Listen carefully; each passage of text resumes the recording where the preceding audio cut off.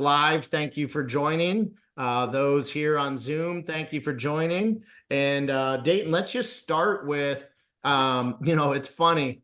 I hear some of the agents talk about this, and obviously I'm not a real estate agent, but I am a real estate professional, right?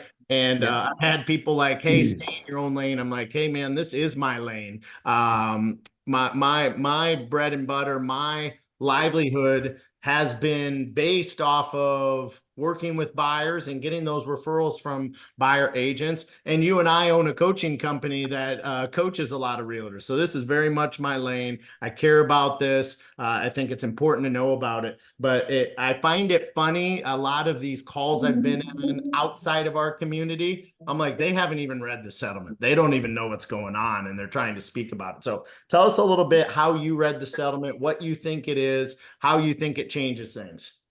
Well, it's going to be a game changer. There's no two ways about it. And the NAR part of it, who cares? They're going to pay $418 million out of the 800 or 900 million they have in the bank, and that'll take care of that. The change is going to be on not being able to offer compensation through MLS. And we got lazy, and Texas has had buyer agency for 25 or 30 years, and I've been doing this for 42 years, so it's been around a while.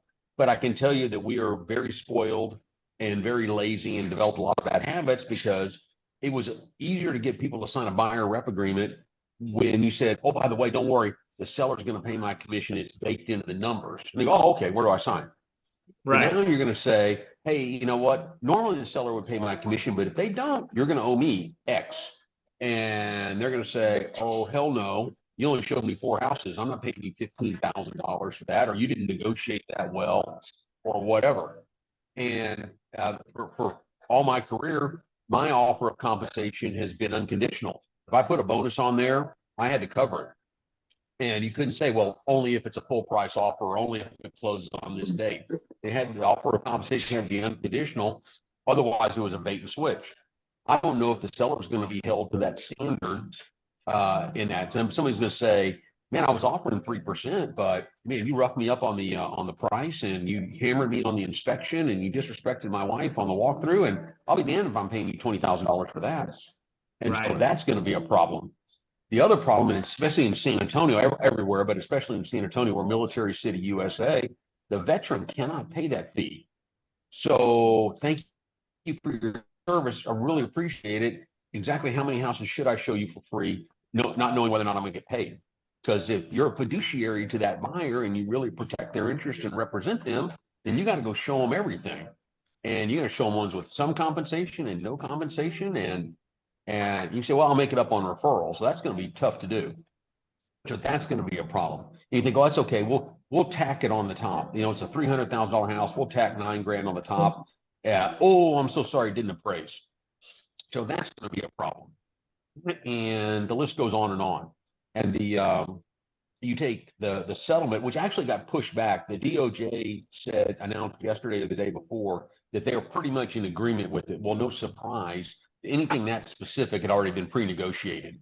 So when they came out with $418 million and no offer of compensation and 2 or 3 other things, establishing agency on day one, that was way too precise to be an offer counter offer situation. That had been worked out. And so now they got to play like they're reading it and play like they're being discerning about it, but it's already been agreed to. The one thing that came out the other day or this week was that implementation date is going to get pushed back to November. And I think, oh, so it's November, it's not July anymore. Right. So we got a little more time. Right. Well, and I think that is going to change. That's going to change a little bit in what I thought was how it's going to unfold. And that is, I thought the second half of this year was just going to be a total knife fight in a phone booth. I think that just obviously just pushed back that issue and it's going to carry on for a while into 2025. I think after about 6 or 8 months, maybe 9 months, we'll kind of have it figured out. And in like 2026, we'll have a little bit more of a regression to the mean, but it isn't going to be the same. And so it's going to be a challenge. And so one of my jobs is to convince my seller that at the moment it's in their better interest to offer compensation to the 15,000 other agents in San Antonio, especially if they're competing with builders that offer that compensation.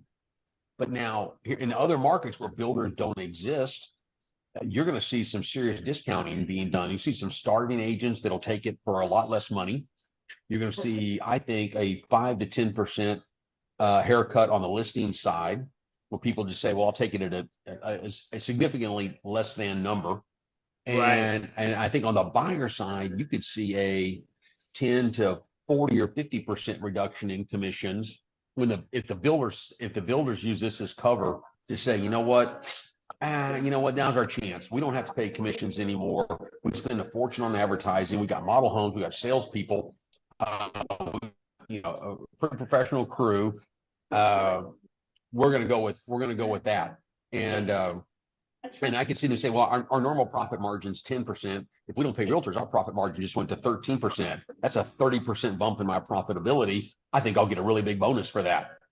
Right. And you so guys are new construction a lot in San we Antonio, are. right? I mean, 40% of our market is new home construction builder stuff.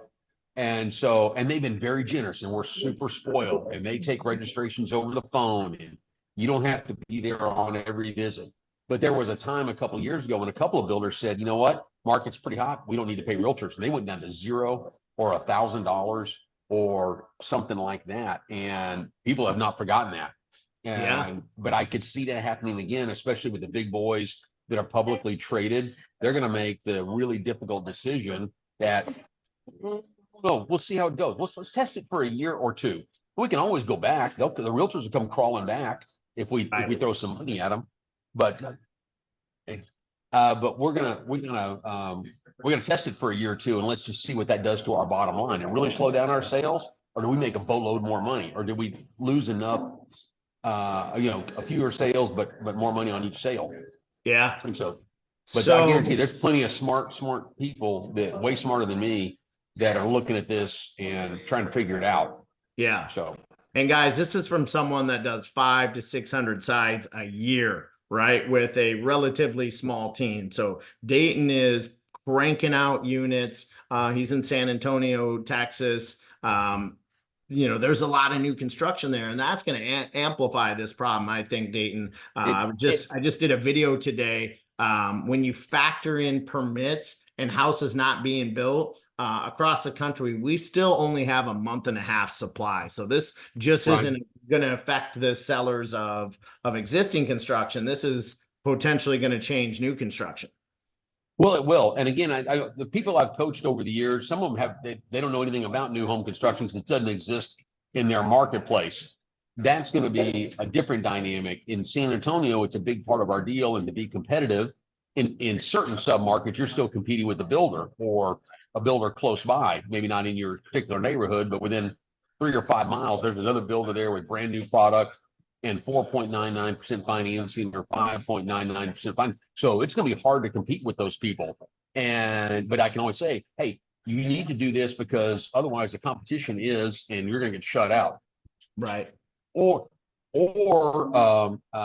if you choose not to, you want me to carry both ends of the log. That's gonna be a problem because I can't give them any advice, any counsel. I can't recommend a lender as much as I would love to, Chad. I can't recommend a lender. I can't recommend an inspector, an appraiser, if I'm really doing it by the book. And so, but then there's going to be a wink and a nod of, yeah, I can't give you any names, but here's 5 names. Right. And I'm going to circle, because otherwise it's never going to get done. And you've got a bunch of naive buyers running around that don't have a clue what they're doing, but their cousin almost got their real estate license 5 years ago, 3 states away. So they're getting free advice from somebody, or dad's chiming in on something or something like that. It's going to get wild. Yeah. Now, the other thing is still not a done deal yet, but here are a couple of wild cards, if you would. One is that NAR settlement only protects companies under $2 billion a year in revenue, or in sales. Well, there's 80 or 90 companies in the United States that do over $2 billion. So they are not protected by that lawsuit.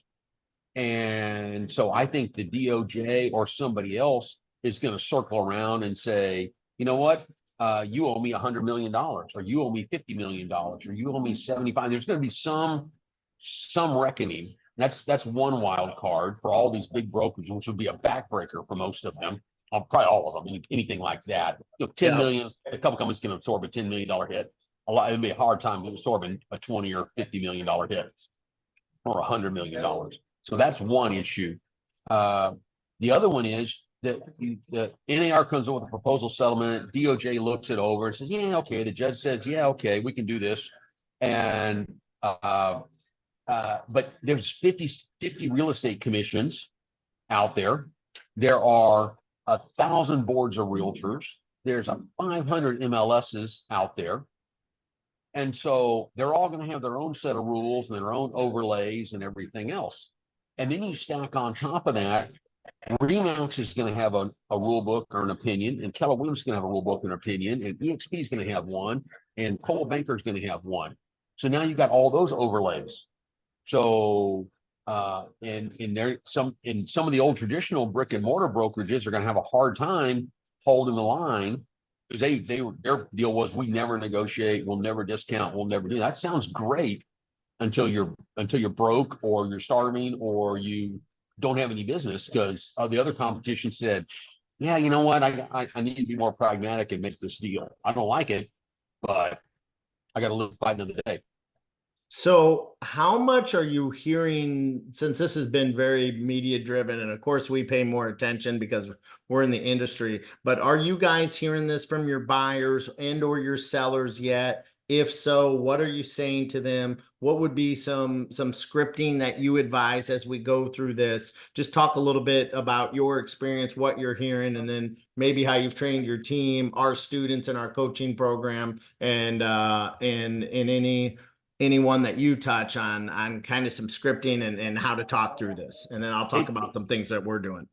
Sure. It's only come up a couple of times. Most people are not tuned into it. It's not on their radar. Their reticular activator hadn't gone off because they're not in the buyer house. It does come up. We say, look, hey, the law of the land is still the law of the land. We're still conducting business like we have for the last 75 years right now. And so don't worry about it. You're going to be long gone. We're going to be sold and closed before this ever takes effect. But what you got to practice is that speech when that's no longer the case. And you're competing with people that will discount on the listing side, people that will do discount on the buyer side, and all that sort of thing. And in the transparency of what my listing agreement says, I have to notify the buyer or the buyer's agent. They got to tell me what their buyer rep agreement says. So you want to show my listing, I need to know that you've established the agency. I'd like to see a copy of your listing agreement or your buyer rep agreement. And they're going to say, that's none of your damn business, but I want to see a copy of your listing agreement. I'll say, that's none of your damn business. But somehow now we've got to be transparent on all that.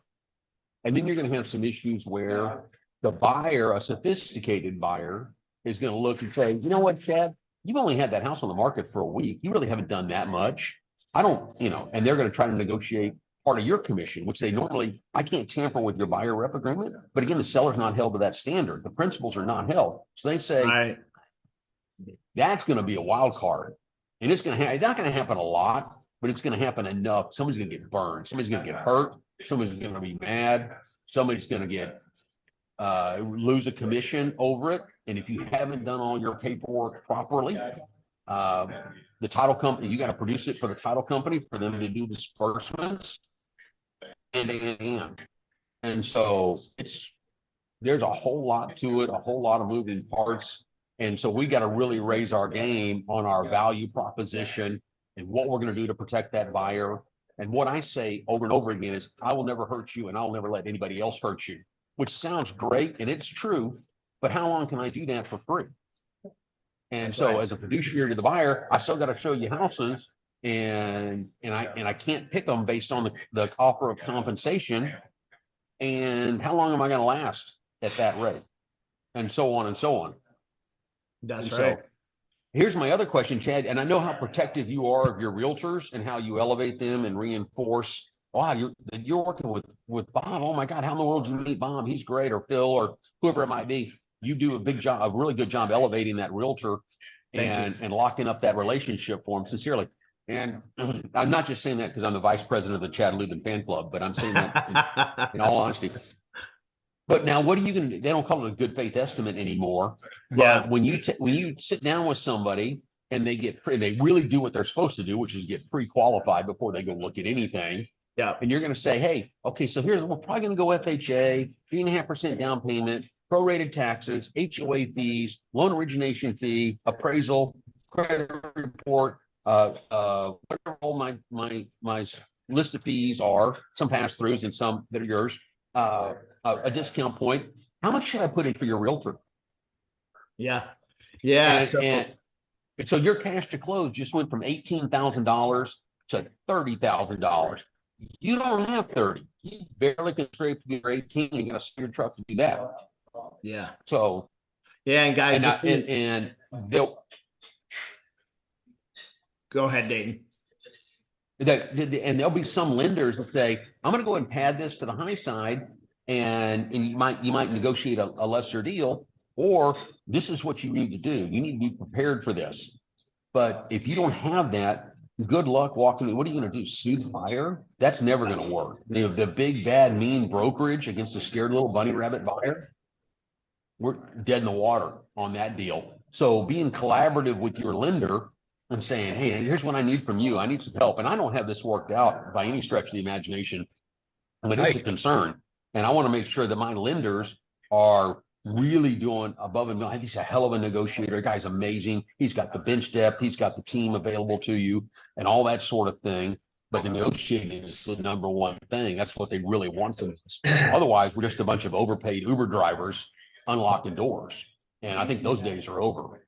That's So, right. Yeah. Yeah. You know, Dayton, that's a great question. So a few things. We've been highly proactive in this. I did not know that it got delayed till November. So we've been operating as of July. We got to be ready to go on this. So we've made some fairly significant changes. I think I liken this to our Dodd-Frank as lending, right? That tore right. apart our world. It was freaking challenging and hard and cost us money for 2 years and completely changed the way we did business. So, a Yeah, few a few but agents that I've talked to that were very unhappy with this change. I said to them, at least you get to have a contract with someone. We can do all the work sometimes, and then they use us all the way to the end, and we have no contract with the client. They don't have to use us. So I yeah, would and I would welcome if having a contract.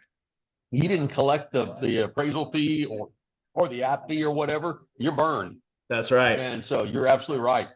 Yeah, so what we've done is a few things. We're getting into sync with our agent partners. A couple of them are on right now. They're like, "Why are you already asking this?" It's because we want to be hitting the ground running the second this change happens, right? So Right. first we say, "Hey, I think there's three real important things for the agents on, and you can touch on this. Number one, I think you got to have a great buyer intake process. I think you need to have a buyer presentation. You meet them somewhere at a Starbucks, you bring them into your office preferably. You have a great presentation. I have one that I'll send out to anybody. I'll put my email in the chat if you want it. Our partner in our coaching program, his name's Jay Fletch, this monster realtor out of Wisconsin. He put this buyer presentation together.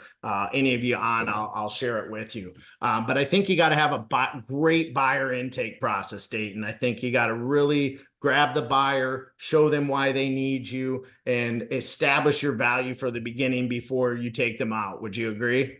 Well, absolutely. And so it's going to be your negotiating skills, which you're going to demonstrate when you pull up MLS and say, hey, the last 10 buyers, I got them in for an average of 97% list price to sales price ratio.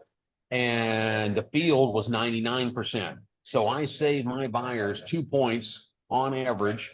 So that helps justify my fee, plus babysitting the file. But if you don't deliver a 2 or 3% price reduction or concession, again, that's going to say we're going to amend this buyer. We're going to amend this buyer rep agreement, or I'll just fire you. I'll just terminate you.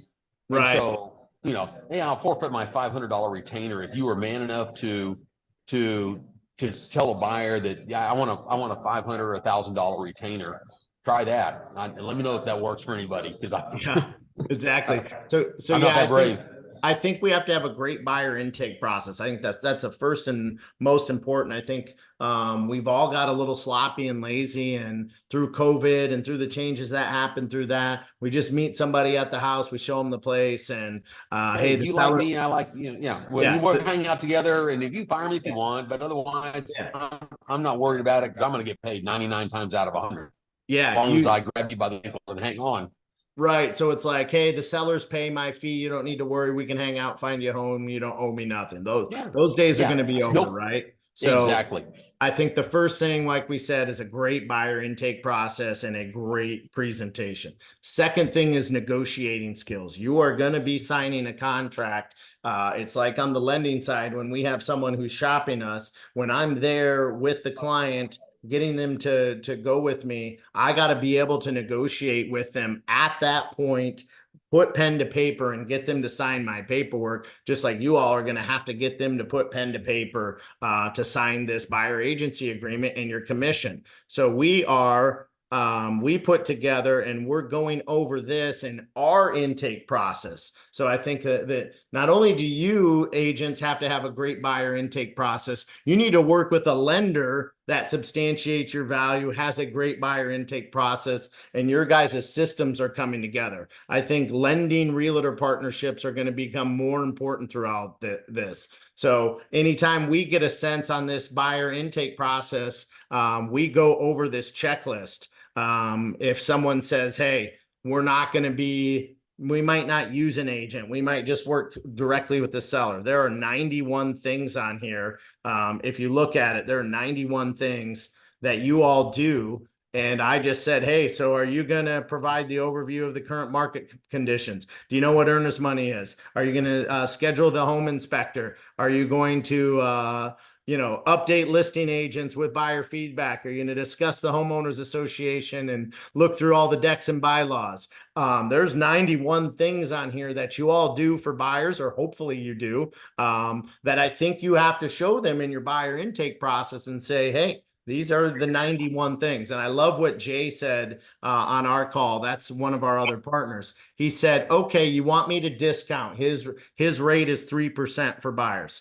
Which of these do you want me to take off? Which of these are you going to do? You want me to have a cheaper service for you, then that means I'm going to do less for you. Start crossing out which of these you're going to do, and I'll be happy about I'll be happy to have a conversation about lowering my commission. Dayton, there's a But great book that you recommended on negotiating skills and being put in those situations. What was it? Never Split the Difference is one of them, one of my favorites, and that's a good one. Never Split the I think Difference. Never Split the Difference. Everybody needs to read that one, and that's Yeah. when there's several other books on that. But I think it's going to be your negotiating skills, your product knowledge and understanding of the market, and your process knowledge, understanding how this is going to flow and managing expectations, because they can terminate that agreement at any time and say, yeah, you showed me all these houses, but you didn't show me that one. And here's the other thing. I could see builders, and again in San Antonio, I could see builders saying, oh yeah, we're offering compensation on this house, but not on all these other ones. Right. No, my client didn't want this house. Well, I know, Yeah. but okay. And so again, as a fiduciary, Chad, I'm your fiduciary. I'm supposed to take care of you and represent you. And then I start striking through things I don't do. Am I still acting in your best interest by doing? I mean, That's right. I mean that's a wild card. And is Yeah. it the number of hours, or is it my availability, or is it my negotiating skills when you need me, or my ability to assess the circumstances, or not? I mean, like I said, they think it's all cut and dry. I think it's all cut and dry, but it is not by any stretch. So we talked about the first thing they need to do. Need to have a great buyer intake process. They need to substantiate their value. Number two, they got to have the buyer agency agreement signed, and they have to isolate any objection, overcome the objection, and negotiate at that point. That's the second thing. Third thing I think we have to do is have great communication as lending partners and realtors, right? So what I'm doing is asking for that buyer agency agreement up front, right? I can then take that in Dayton I can take the client through my intake process, what I call a home buying consultation. Right. We can take them through that consultation, and then I can communicate with you, my partner, and say, "Hey, Dayton, they work conventional and they work Freddie Mac, and we can include if the seller doesn't pay their commission, they have room to pay it, or we can include it in the loan, or hey, they don't." And they don't have the money. So be aware of taking them to any property where the seller won't pay you because you're not going to get paid. They literally don't have enough. So we're kind of teeing up our process so we can communicate that to you all. They don't have enough, but I've got a duty to show them the houses they want to see and protect their interest, regardless of my compensation. So Yeah. sort through that a little bit. Here's the other thing. The buyers are conditioned. Yeah, I'll meet you at the house.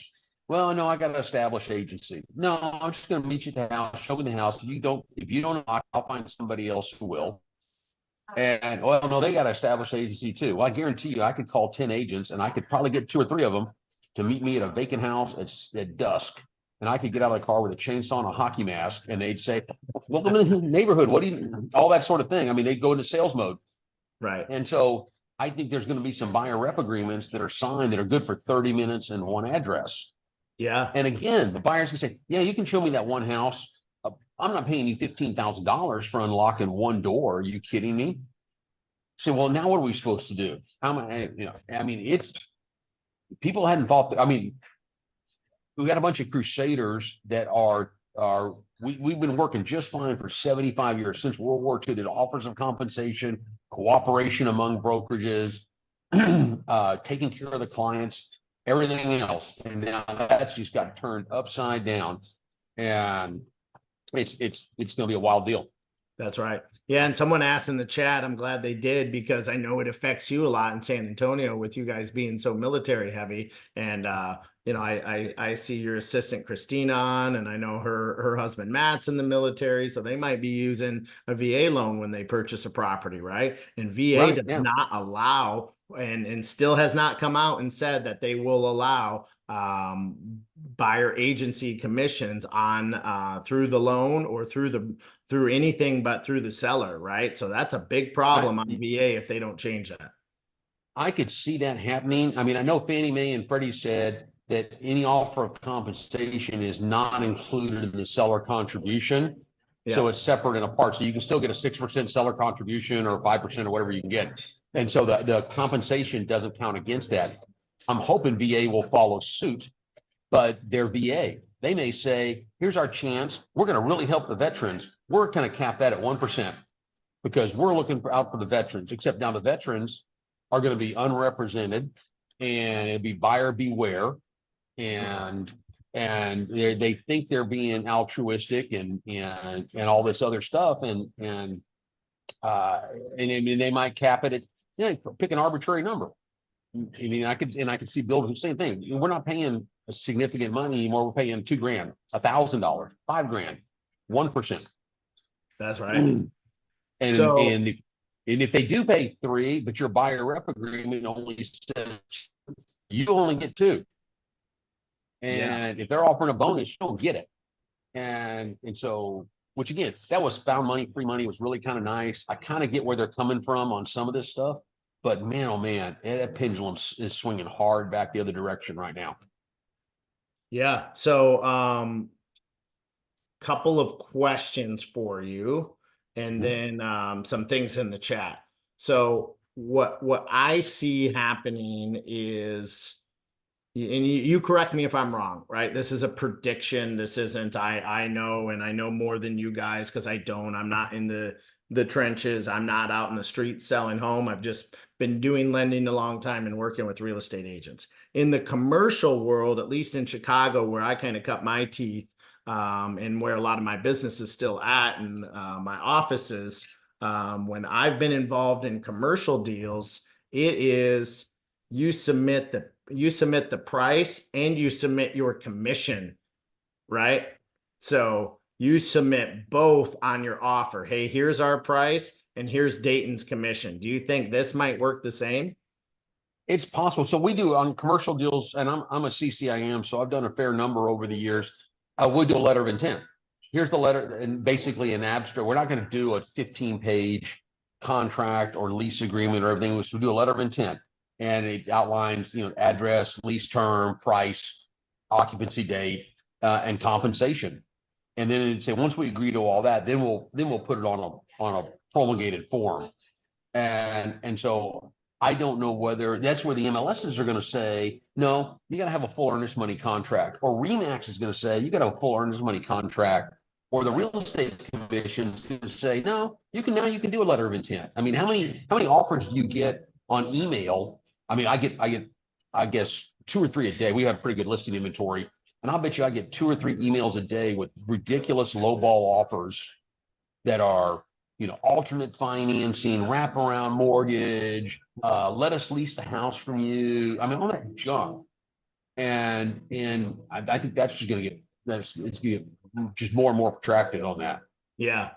So, Jay Brown, who's a good friend of ours and one of my top agents that I work with, said, hey, any thoughts to agents moving their commission share to a different site? In other words, NAR hasn't outlawed commission splits. They just removed them from the MLS. Could that same system get moved to somewhere like Showing Time or Zillow or another site? I got 2 sites. That one, yeah, it ought to be out there somewhere where but I can't search for commissions. I can't search for only houses that pay 3%. So that's not a searchable field, at least in our MLS, because I tried. I just wanted to test that out and see. And so I don't know how that's going to work. I also think it's going to be a challenge on appraisals. Well, that house paid a lot of commissions, but this one didn't. Is it worth $6,000 more because they paid commissions? No, the house is worth what the house is worth. But right. No matter how deep your well is, it's still a 2,000 square foot house with a well. Whether your well cost you 10 grand or cost you 50 grand, it's still the same house. Right. And what it costs you doesn't adversely, it doesn't matter to me. And so I said, I keep repeating myself, but I don't think people really fully understand what all's going on here, right, and how it's gonna play itself out with the buyers that are not used to signing a buyer rep agreement. At least, and I know San Antonio, I've lived in San Antonio all my life. I sold here for 42 years. I got a different frame of reference than somebody else. Jay Fletch has been doing buyer rep agreement the right way for 25 or 30 years in Wisconsin. And across the line in Minnesota, it's a different rule book. It's a different rule book. Yeah. And there's some that are going to get caught in that. Like a lot. Are you with the Wisconsin standard or the Minnesota standard? I mean, it's 2 different things. Yeah, a few of these people on work Chicago, right? And right on the other side, that's Indiana. They have both licenses, and it's going to be different for both states. Hammond, Indiana. That's where my dad was from. Oh, very good. So when we look at this, what's important to you that we do as lenders throughout this?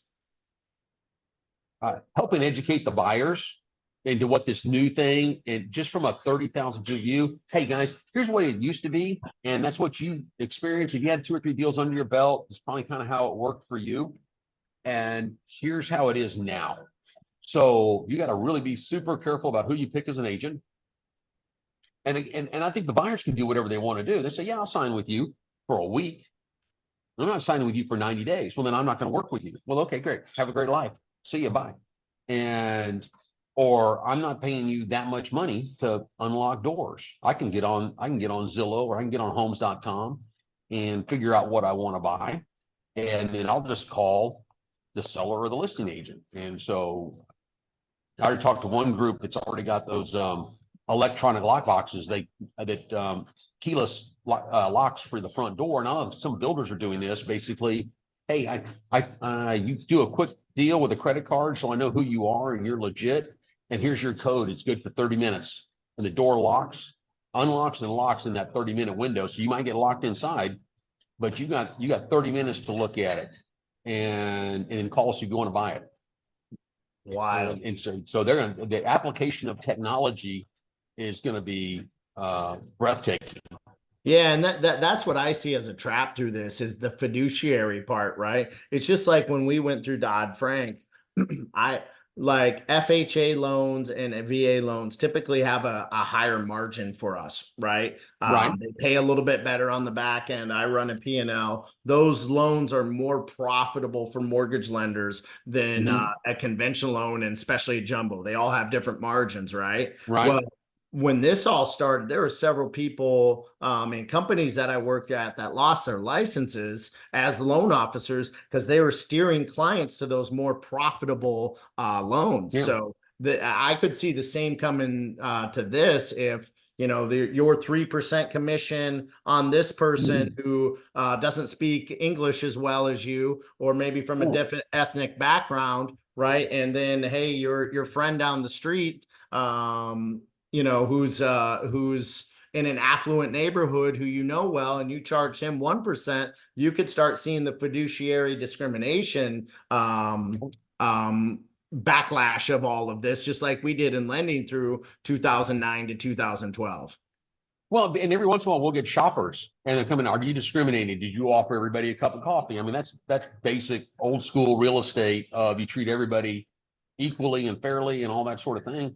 But I can see shoppers coming through and or the real estate commission coming through and saying, "Huh, can you explain why you got X on this deal, but you only got something else on this deal, and you're inconsistent. Did you do the same work? Did you not do the same work? Right.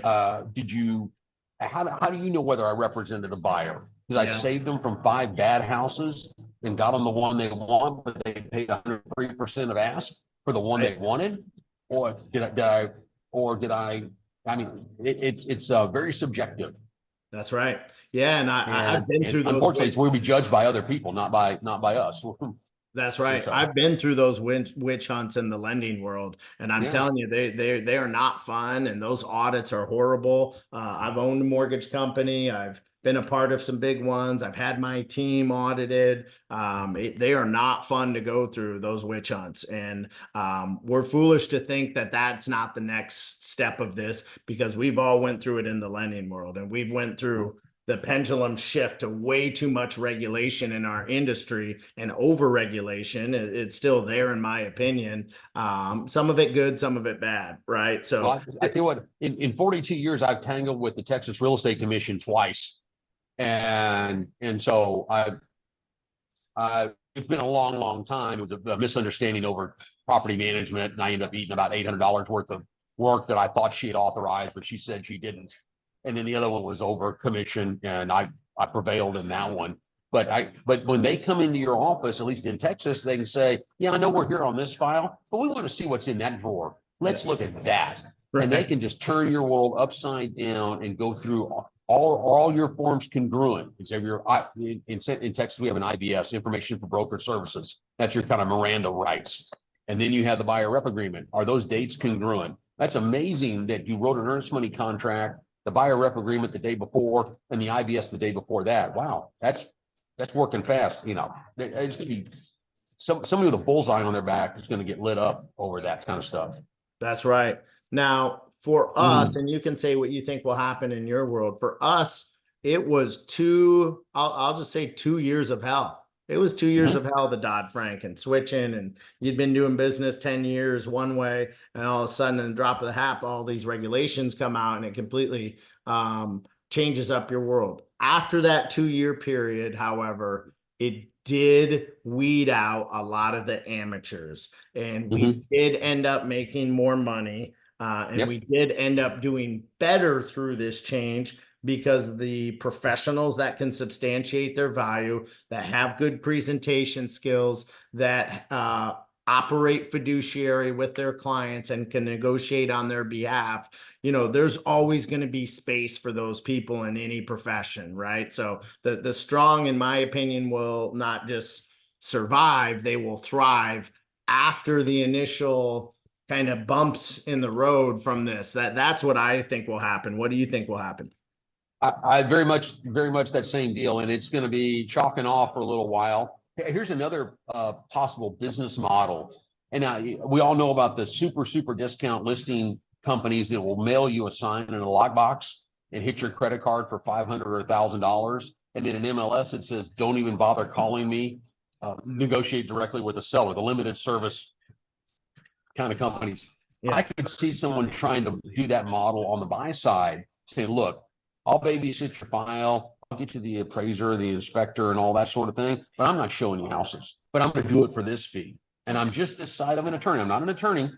And so I'm not going to practice law, but I can write the contract. I can do a market analysis. I can help you negotiate, but I'm not getting up from behind my desk. So Right. you go knock on Yeah. all the doors you want. Let me know which one you want to buy.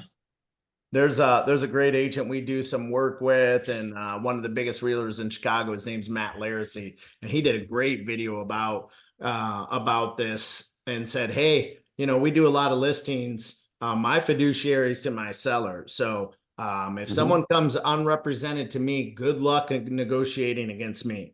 Right. If you're an Right. amateur and you're buying your Mm-hmm. first or second house and you think you're a professional that can go up against one of the best in the country, Right. you missed your window for an inspection. Sorry. Oh, you're past the due diligence or the earnest money period or the cancellation. Well, now that's my client's $50,000 if you want to cancel. Guess you should have Yeah. known that. Right? That there are people that are going to try and do this themselves, and they're going to completely fall on their face, and it just shifts the pendulum more to the sellers being in control and the professionals on the seller side having more leverage. That's the frustrating thing, is the pendulum's already way on that side through the lack of inventory.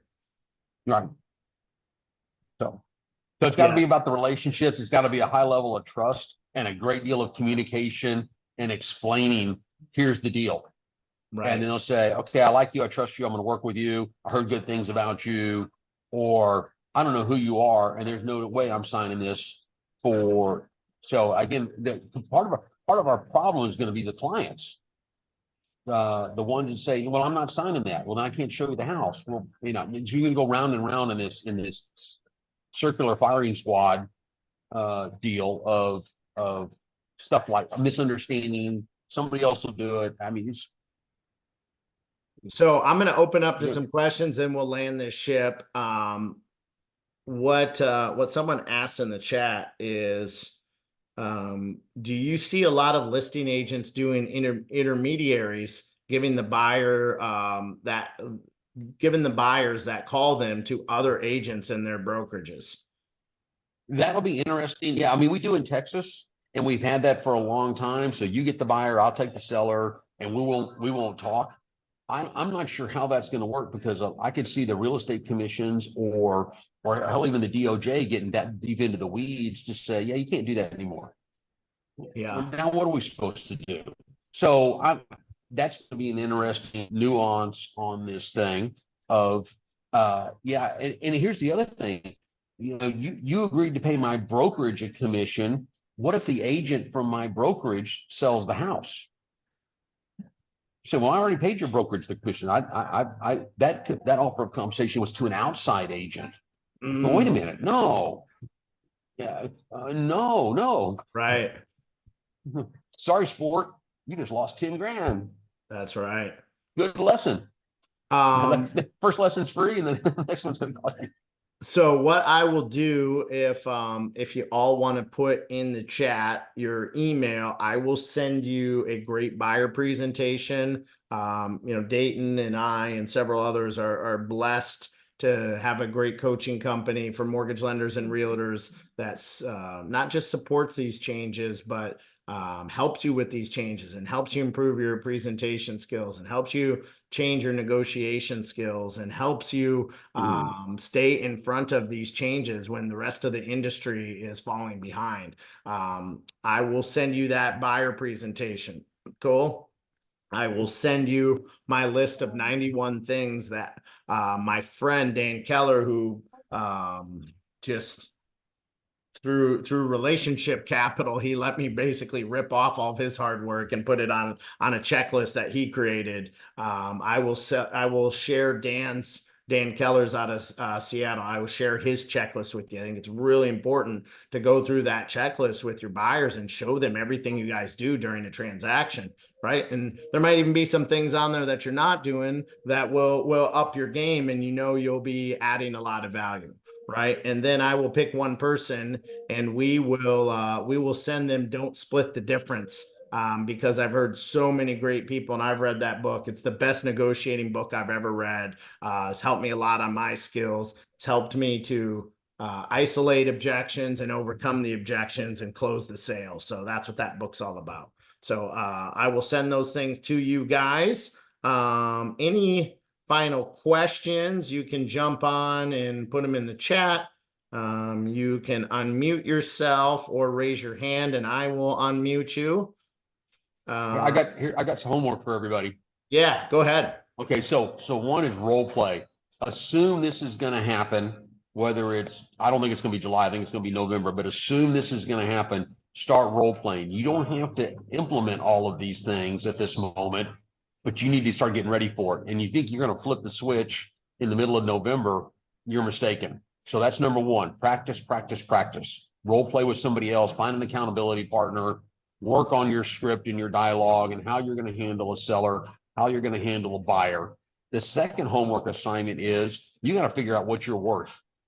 And it doesn't matter what your overhead is, what are you worth? And how many hours are you willing to give somebody, or how much time are you willing to give somebody for what dollar amount? And then it's going to help you.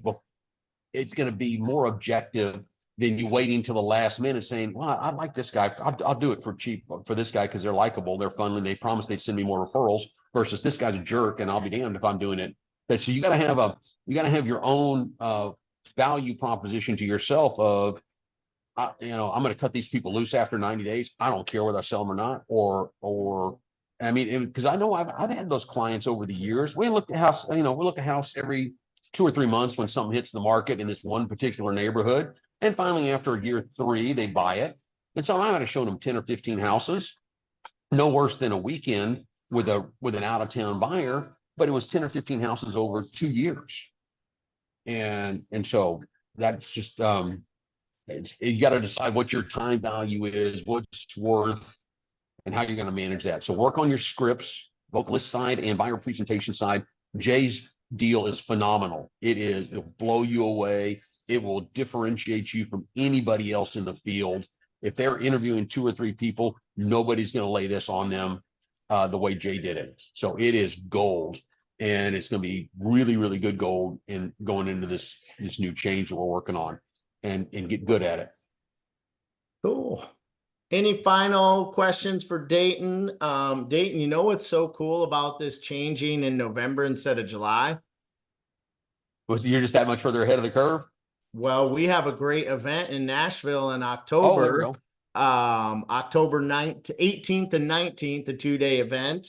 We'll be having some breakout classes. And I would imagine this will be one of the topics that we're going over, helping you guys overcome these objections, isolate the objections, sharpening your presentation skills, sharpening your value, making you a better agent. So along with these items, I'll also provide a discount just for the rest of this week to that event, which we just got off our event in Vegas. It was unbelievable, probably the best event I've ever been to, and Dayton will be one of the people there adding value to your business. So we will get that as well. Any final thoughts, Dayton?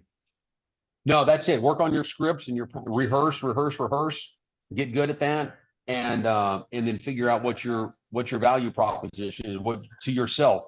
How much time are you going to be available every Saturday and Sunday for the buyer? I mean, what their expectations are going to change a little bit too. And so thinking that through and being ahead of it is going to save you some heartache down the road. Yeah. And I think, a lot of it will be business as usual, but you can't have this big a change and operate business as usual and not be ready for it, because then when it hits you, it's going to punch you in the eyes and you're not going to be ready for it, and you're going to lose business and lose money because of it and possibly damage your reputation. So I think being ahead of the curve, having a great buyer presentation, having a checklist of everything you'll do for them to earn that commission, being able to negotiate, and having great communication with your lending partner of what you agreed upon so they can tell you what programs work. They can tell you whether they have the money to pay you or not. So then you can go back to what is your time worth and am I going to get paid out of this? Because we'll tell you on the lending side, our biggest frustration. I mean, the thing that will eventually drive me out of this business one day is the amount of work that we have to do sometimes. And then last second, somebody can use all that work, all of that, help in getting them the home, calls to the listing agent, reputation, and then last second they decide they're going to go with someone else over 1/8% lower. It's by far my biggest frustration, and Mhm. know that that will hit you as well, and there will be some times where that happens, and it's frustrating. Yeah, you got to be willing to say no. But it's easier to say no when you've got a ton of great leads and referrals. You don't have to put up with that nonsense. But for a lot of people that don't have the database, they don't have the VIPs, they don't have the referral partners, they're going to be left to live on phone duty and sign calls and internet. And that's going to be in open houses. And I'm not sure how they're going to handle open houses. Again, yeah, I'd love to let you in and see this house, but you need to sign this before you walk in the door. Or sign the fact that you know you're not being represented because I represent the seller. But now I can't let somebody else do an open house for me unless they're at least in my brokerage. So to put a little bow on this, what I heard is have these tools. Those who prospect will thrive. Those that don't know how to prospect need coaching, and those unwilling to do both will probably be gone from the business. I think sums it up. Awesome. Well, Dayton, I'm once again just blessed to have you as a friend, as a mentor, as a brother in Christ, just everything you mean to me. I know this threw a curveball at you because you're trying to get home to your family and you're willing to jump on to help real estate agents across the country, help me, help my loan officers that had people on today. So just thank you for being the man you are. Thank you for being a partner, and thank you for your friendship, man. That means a lot to me. Likewise, ride or die, buddy. Absolutely. Will you go get home to your family, everyone? Thank you for You. being on. Go be great. Take these changes. If we can help you at a higher level in coaching, go check out gobegreat.com. You can go to the tiers section, and that's where we will coach you. We are less than a month away from setting those groups for the second half of the year. So you can sign up there for an interview. And you can also see our events on that page, and I'll send you some details along with these other items to help improve your business. And hopefully we'll see you at those events. All right, Dayton. Good deal. All right. Thank you, Thank you. brother. Take care.